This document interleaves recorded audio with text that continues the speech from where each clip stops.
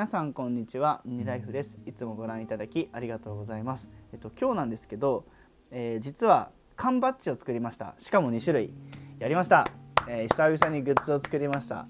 で、今まではステッカーをまず第1弾、第2弾がカセットテープで、今回が第3弾目になるんですけど、ちょっとねグッズの種類が少なすぎてもっといっぱい作りたいなとは思ってるんですけど、とりあえず、缶バッジ作ってみました。で、今手元にありまして、まだ段ボールのままなんで中身を出してちょっと皆さんと一緒に見てみたいと思います。それでは行ってみましょう。はい、ということで、こちらがその届いた段ボールです。結構ちっちゃめなんですけど100個入ってるんですよ。50個50個作ってあるんで、今から開封して中身を見てみたいと思います。よし、開けよう。楽しみですね。なんかバンドをやってたんで、今もやってるんですけど、こういうのね CD とか、T シャツとか作ったかな、そういうのねこう届いてみんなで開封するんですよ。うおーなんつってこうみんなでね、で物販に並べて、すごい楽しかったっすね。なかなか今できてないんですけど、またやりたいなそういうの。はい、ということで、すごいめっちゃ入ってる。こんな感じです。じゃじゃん、見えるかな。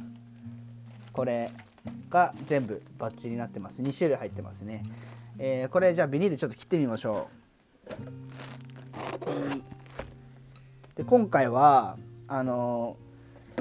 一個一個の缶バッジじゃなく、缶バッジに包装もしてもらいました。おお、すごい。見てください。こんな感じ。こっちが新しいデザインのものですね。最近作ってもらいました、このデザインのやつは。で、もう一つが、ロゴ。いつもミニライフでやってる方のロゴですね。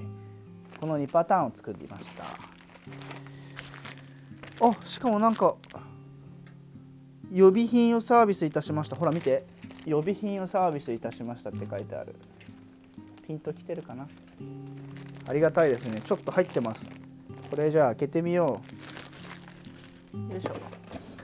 これがいつものミニライフのロゴのやつですね。これが一つと、もう一つ新しい、最近作ってもらったデザインのミニライフのロゴです。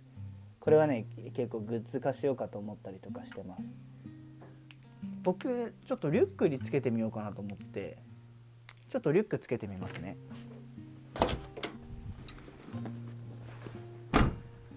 よっ、ちょっとじゃあこの普段使っているリュックにバッジつけてみたいと思います。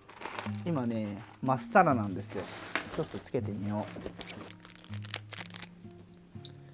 ほら中身こんな感じ。全部袋に入ってるんですよ。なので皆さんにお届けするときはちゃんとパッケージ化されています。よし、じゃあつけよう。